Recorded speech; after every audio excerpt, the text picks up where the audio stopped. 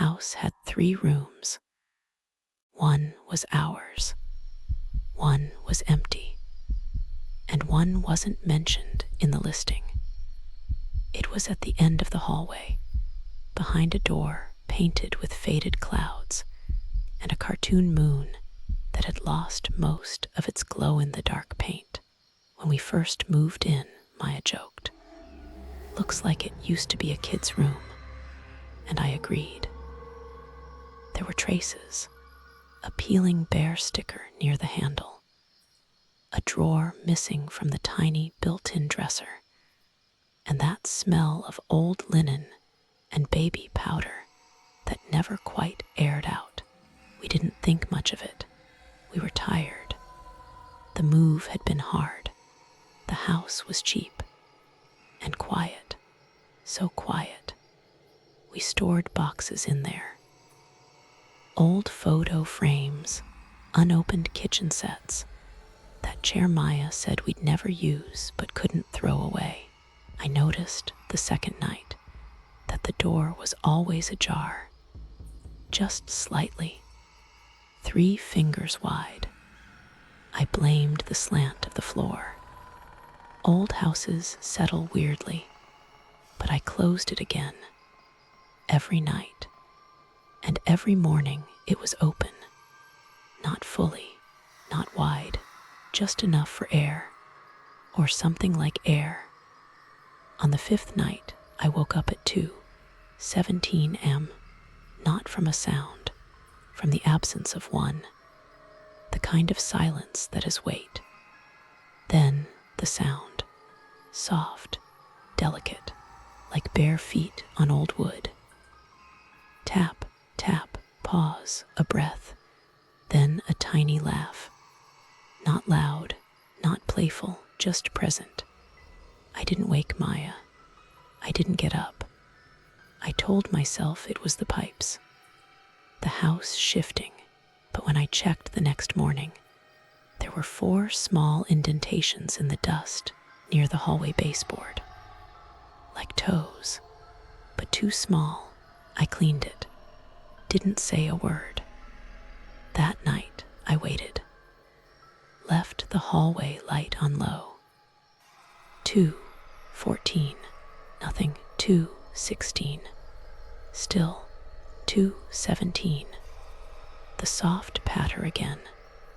The sound of the door brushing gently open. A few light steps, then that laugh, short, like someone remembering how. And then nothing. No crying, no calling, just a child's laugh, and the hush that came with it. I started noticing the little things. A drinking glass moved a few inches from where I'd left it. Maya's slippers, which she never bothered to align, suddenly neatly paired by the front door. We didn't have kids.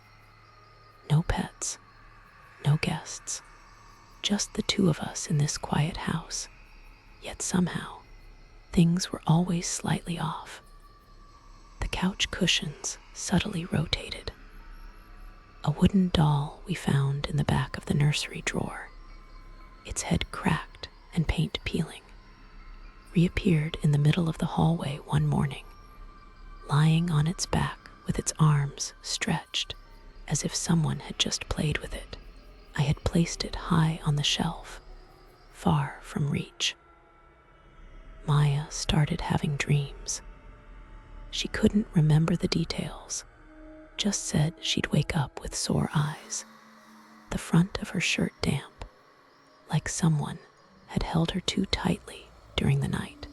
She kept glancing toward the child's room at the end of the hall, said it felt colder, not drafty, just watched. I started seeing faint prints on the wooden floorboards in the morning. Small, light, too small for either of us, always heading toward that room. I left my phone recording outside the door one night, in night vision. In the morning, the footage was cut, precisely at 2:17 a.m. No error, just black. For 47 seconds, no visuals. But the audio was intact.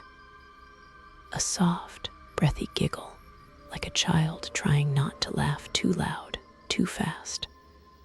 I deleted the clip. I didn't show Maya.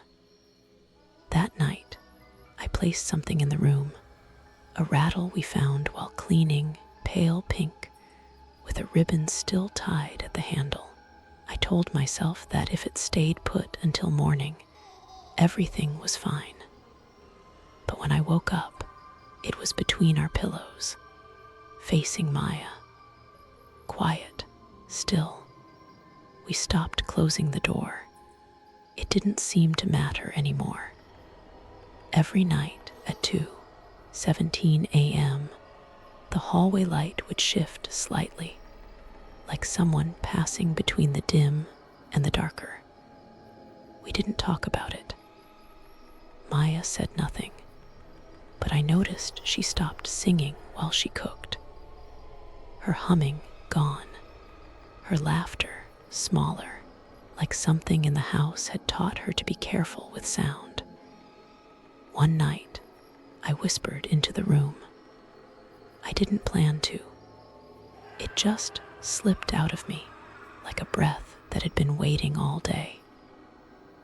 "You can come out if you want," I said.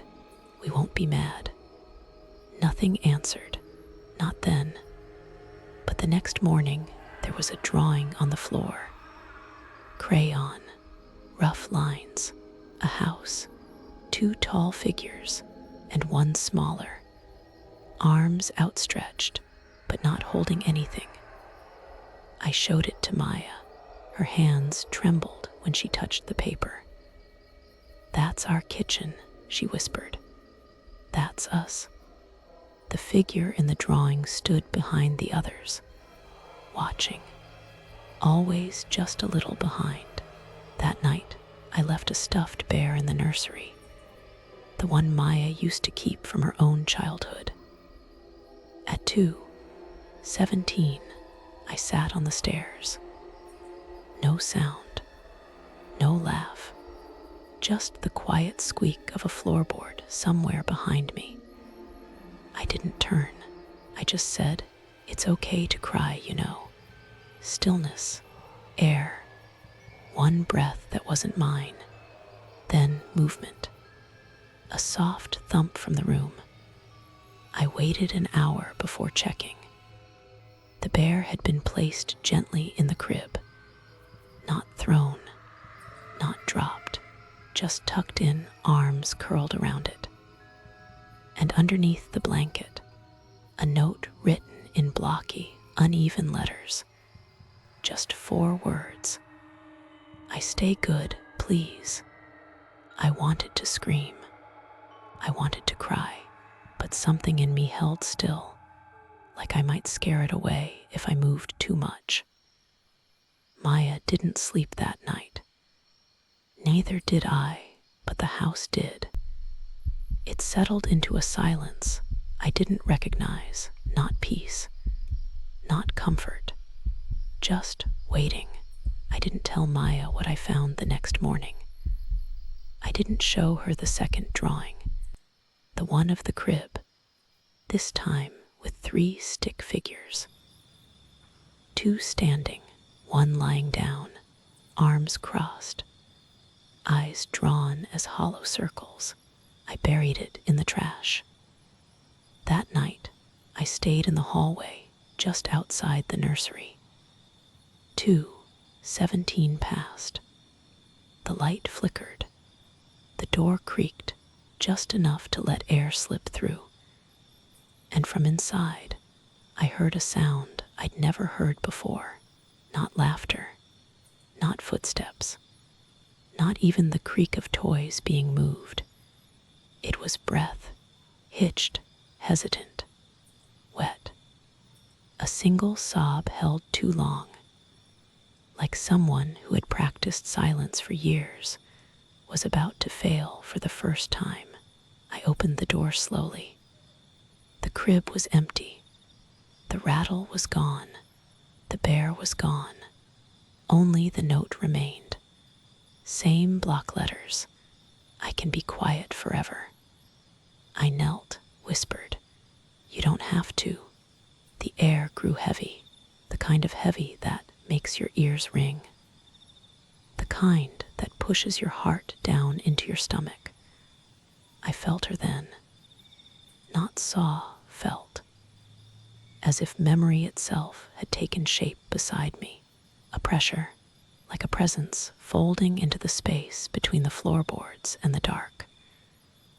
A whisper, not into my ear, but directly into the part of me that used to believe in lullabies. If I cry, you'll leave. I didn't speak. I just stayed there, kneeling, letting her know I was still listening. And then, for the first and only time, I heard it, not a scream, not a wail, not even real crying. Just one soft, cracked, trembling whimper, the sound a child makes when they're afraid that even pain won't bring help. And after that, nothing. The light in the room stopped flickering. The bear never came back. The steps were gone. No more drawings. No more notes. Just stillness, but a new kind. Not the silence of fear. The silence of a child finally asleep. Maya never asked what changed, but she started singing again, softly, when she cooked. And I let her. I never brought it up, except sometimes, when I pass the door, I find it slightly open. 3 fingers wide, just enough for someone small to peek through. Not to enter, not to escape, just to check that we're still here, that she stayed good, and that someone finally noticed.